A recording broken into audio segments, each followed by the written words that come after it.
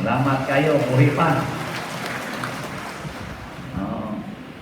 Niya dayon, ang akong involvement sa simbahan, Legion of Mary. I was 10 years old, Legion of Mary nako, hangtod yun karon.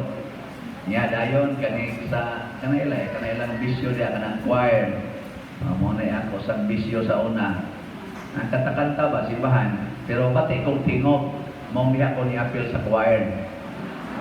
Kaya may man ang choir, kaya ang tanang tingog, ma-accommodate man diha. May mabati, maana, mayabag, masakto, sagol sa choir. Muna, paborito ko na, pero kana mga, sana, ganing salmista, kana mga solo-solo, at dili ko ana, ato ko sa choir, kaya makatago mga tong tingog dito. Nya dayon, ikatulo ang sa kuan, kaning, sa inyo nani, sa youth ba? Youth dito sa parokya, sa Guadalupe. Mora niya ako introduction. Napatalit ko yung lain. Sa ako na love life. Nagkagawa sa gamay. Ang akong pangandoy, sukat ko nakamatngon o buot, mga 6 years old, 7 years old. Wag ko mangandoy, maparit. Akong pangandoy, magminyo. Madyan kay ako. Mauto nga 15 years old pa ko, nakauyab na ko. 15. Niya kay mga kuan maming atos bukid, mamumuo ba? Kargador, mangguna ng uma, manguling, mamotos og mangga, nagkat anang lubi para ibaligya. Mao man ay ako itong trabaho. So ang una na kong nauyab, usa sa mga trabahante dito sa bukid. Kaya naman siya magkalingaw-lingaw o kuwan-kuwan, story-storya. Niya sa bukid ba ya, basta kamao na kang mupabungag mangga, kamao na kang mangarga, minyo dayon. Wow, na nganto. So, moto, una na kong kauyab, niya, pag eskwela na akong high school, kaya nadilig mo kong maayo sa elementary, 16 years old na ko nahuman sa elementary. 16, kaya 14 masag na akong bright bright man kay ko. Naliwat man ko sa akong mama at papa nga bright sad kayo. Kay si mama, tulo ra ka buwan sa grade 1, graduate na. Si papa, usara ka semanas grade 1, graduate dayon. So, porti nilang brightan. To, kami sang lima, ang amo ra sa kamagwangan nga babae, mo'y interesado kay eskwela. Kaming upat, laki, kay lima mamitanan. Kung maguwang babae, dayon maguwang laki, dayon ako, yan ako'y duha ka manghod nga laki. Pulos-pulos kami mga taspukan, matod pa sa mong ginikanan, ng mga eskwela ba? Muadto lang eskwelahan para lang sa suroy-suroy, sige lang da og zero ngadto sa among balay. Usa ko stigda og zero. Mula ko mig 3 ka kilometro, baktas anang bukid, kanang sapa, niya ato eskwelahan, balik sa nato. So kada adlaw 6 kilometers among baktason. Kapoy kay pasan og zero anang 6 kilometers. Hangtod na lang pag-abot grade 4, akong maguwang laki, niundang man sa dayon, kaya di nagikuno siya mo eskwela. Ako grade 3, gasunod man ko niya. Siya undang na, unya lang ko grade 4 sa iguman. Moto pa grade 4 na ko, wala gid ko'y nakatunan, kaya gahuwat na lang ko matapos ang tuig. Sige kong sod, pero wala ko magsigig toon. Nya, elementary tas una, public school, basta musod lang ka, pasar man. Napasar na yun. Nya, dangtan kong duha ka tuig nga inundang, kuyog ko sa kong maguwang, tagsao naman yung papa, dili naman may kuyugon, na magdapo kong mangga, magkaingin, tagsa na ba, para na kong agi, gilaay ko ba? Mo kuhaan ko, balik kong eskwela. Ito, pagbalik akong eskwela, 14 na akong edad, grade 5, may imagine ninyo, ang taong bugo niya, dako na edad, exam na yun 1 to 100, addition. Mo ito yung first exam na mo, mga few days after nagsugod ang klase. Addition, 1 to 100. Murag check up lang to sa among maestra ba? Ibaw mo pala akong kuha. 1 to 100. Mantini lang 0. to ang ihingan sa ako mga classmate taon na elementary kay Siano Bugo. Gadako ang uway son. Mo na ila istorya na ko. Pero ako masa nang gidawat kay ibaw naman ko nako. Ana. Niya kaya nga mo maestra, bisag asa ko ma-exam o kana bang suwat sa blackboard niya, sikon ang notebook ba, daghan pa kang nasuwat. Hingay masakit ko musuwat, di maabutan na lang ko sa pagpapa sa blackboard, di nasad ko humagsuwat. So, i-check up sa notebook, gamay lang ang nasuwat. Zero na sad. Ino na yung maestra. Sa mga kadong, mo eskwela yun ka, eskwela yun ko mamoy niya, kurang sa kong buutan kong naong ba. Ino na yung maestra. Sige, pangumadong no, mag-uo pa, mag-umam, dako kay kong umas kahugan, mong bukid na ba? Ikan eskwelahan, 3 kilometers.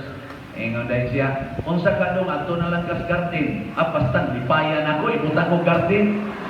Kaya panahon pa man ko katong ilang President Marcos sa una ba, katong Green Revolution, inomdo mo ato nga ang tanang estudyante na agi kay garden, niya, si Apo nas maestra, dito ko sa garden na mo, kaya ako kami eskwelahan o gardenonon, ako'y na in charge. So, panagsara ay kumusuod sa classroom. Nahuman ko grade 6, garden akong giatubang. Mura ko, gardener. Niya kay, na-awardan man to among eskwelahan sa elementary, sa district ba, na-awardan mi o kanang best sa garden nga tuan. Sa Green Revolution ba to nga related nga award. So, nakadawat of honor ang among elementary school kay nindot kay garden. Niya ako may main dito nagatiman. Tauran na yung kong ribbon pag grade 6. Ito'y akong first and last ribbon na nadawat. Kaya sa una, sugod grade 1, kada gina closing sa eskwelahan, na may ako mga classmates, siging saka sa stage, siging tapungan ng mga medalya. Kami siging pakpak, namuwala niya kung kamotong pakpak. Huwag mo kasuway nga musaka kong stage. Pero pag grade 6, natawag din ko Hasta proud kay ko ato. Kitawag din ako nga, Crescenciano Ubod. Ang title sa ribbon, Carpenter of the Year. Saka rin ko dito. Partiglipayan ako. Sunaga, pakpakan ka mga tao. Tauran na kong ribbon na rin. Nyawag ito na po tantana, kay proud ka na estudyante nga kanang kuan na ay ribbon. Ito, saka mi nga tos kahugan, gabi-gabi na yun, mga alas 6 na pasado, pag-abot na mo nga tos bukid, pag-tanaw na ko diri, wala na ko'y ribbon. Kay karton man ito siya, niya, gianaag dinagong ba? Nahumon man sa singot. Nahuog tingali to, ako kabantay, ang tinagong nalay kapilit dire. Antod karon wala jud ko makita to kung ribbon na ito repita. Pero mo to'y nakapadasig nako nga mo eskwela high school. Nga ingon dayos mama, do ngano mo eskwela kag high school nako man natauran ko kog ribbon. Ingon dayos papa, do kami wa mi mga grado pero nakasabot ko ato di gito sa imong pamutok ang imong ribbon. Kasabot sa gamay papa, sa di man to sa imong pamutok, kato man to sa imong pagpamanday. Bagi mo atong garden, nako, sandilan kay pasabot ana, nisalig nako ang maestra. 16 years old na ko. De, mura nako og kanang agresibo mo eskwela. No, to napugos gid nako sila. Nos papa, sos ang ato ra bang utang sa pag-atiman sa imong maguwang, dili lang taga dinhi, taga Lapaw. Kay ato god kanang 50 pesos na kwarta lisod na kay para namo. Kaya mangarga Binitos Bukid, 3 kilometro imong lakaon, ang suhol 15 pesos. 15 pesos ba? Niya, mamutos mig mangga, 20 pesos ang libo. Ano sa kalibo ba nga? Bunga imong gusto na ng papel, makabot ka ko sa kalibo, 20 pesos. Pero matapigas ka, anhing na ka, ato na ka sementeryo, kaya sa tagas kay mangga, kung vicious o na. So, namugos lang yun ko, eskwela na, napugos man yun ako. Pag-abot na ako sa CIT, diri man tos may sipadilya, ako na yung gisuroy ang eskwelahan. So, tanaw na ako, ang palibot sa eskwelahan, pulos yun simento na ko, wa naging mag-garden din eh. Asa na lang ko, di ko kapasan. Ana, Nya kay Legion of Mary naman ko, magsige mo kong pangadya ng Rosario. Ako, anak ko ng San Nicolas, dool man na sa Pasig, dool sa nasa campus na mo, San Nicolas. Adto ko mag-Rosario, inani altar, di ay haligi na rin dagko na haligi diya, kilid. Adto ko mag-Rosario kilid sa haligi, para di ko makita sa akong mga classmate, kay mauwang sa ko.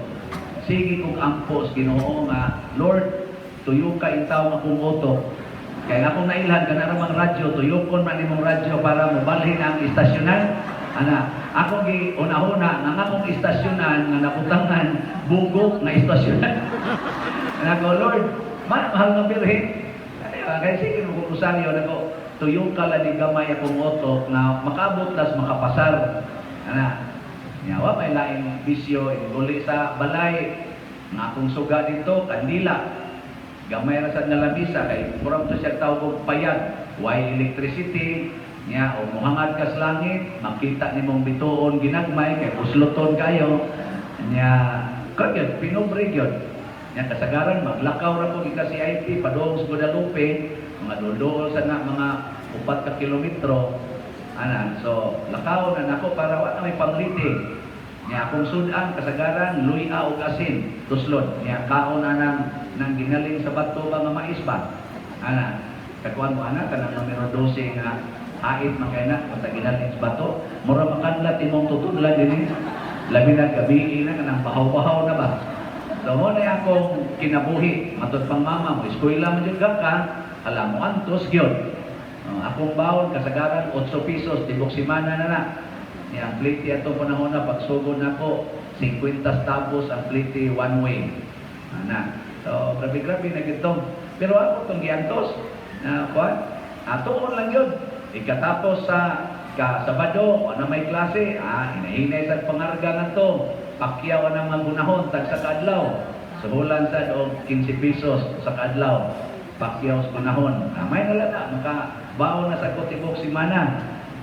Nahuman yung batog high school pero ang katingadaan kayo kay naapil man ko top 10. So, pag first grading pa lang, first year, apil din ko top 10 sa among classroom. Top number 3. Sa classroom na, mo to ako mga classmate, kailan na ako sa ubod, bright na din yung ubod. So ang ilan ang itawag na ko pag high school, ubod, bright. Sa elementary, Siano, Bogo. Ato, niya sa overall, murag ikatap sa first grading sa first year ni, mga more than 500 mami ato ka book first year. 21 sections. Dito sa CIT. Niya kuan, ika-number, i-post man dito ang top 40 students.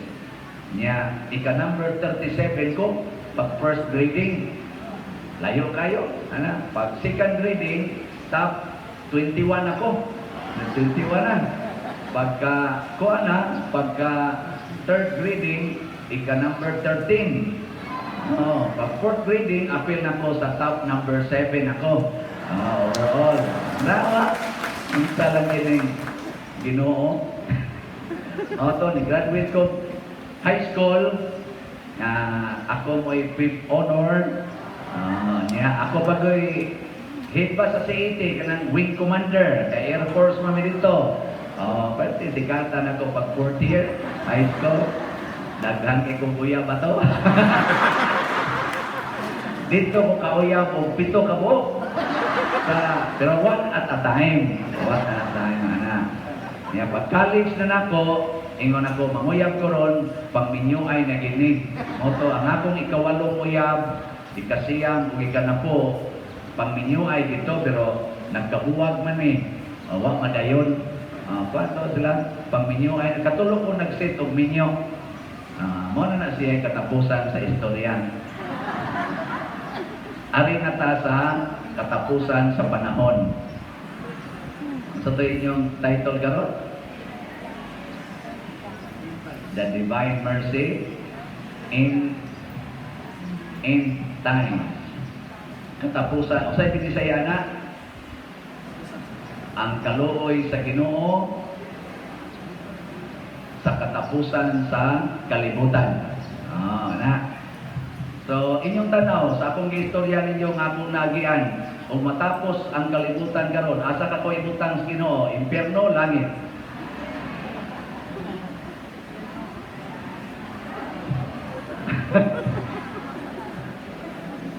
Inigtapos ko sa atong kalibutan, hukman tas Ginoo, duha ray butanganan, langit o impyerno. Sa akong istorya ninyo, asa ka kung mabutang? Buhay siguro. Sige, pamutan ako na imong tupad na kung matapos ang kalibutan karon, asa ka kaibutang sa Ginoo? Ay, pamutan na. Sige na. Ano imong tupad ba? Pamutan na. Kaya bang tupad nimo? Sige. Pamutan na, kung matapos ng kalibutan, asa man ka kaibutang? Gusto mong akong tudluan o asa pag-identify kung asa ta ibutang? Gusto mo? Way magmahay? Asa, way mahayay ha? Sige, ako mong tudluan. Aron kay bao mo asa na mo ibutang sugod karon. Sige. Asa man magsugod anin. Isay na i-Bible diha, malangit. Bible, ana. Sige. Ako kang pabasahon dire, dagay mong Bible dire. Bantay kay na tinuod ha, para na. Bitaw, bisan ka mong na-cellphone, naman na i-Bible diha. Sige, i-search ninyo Matthew chapter 25, 31 to 46. Matthew 25, 30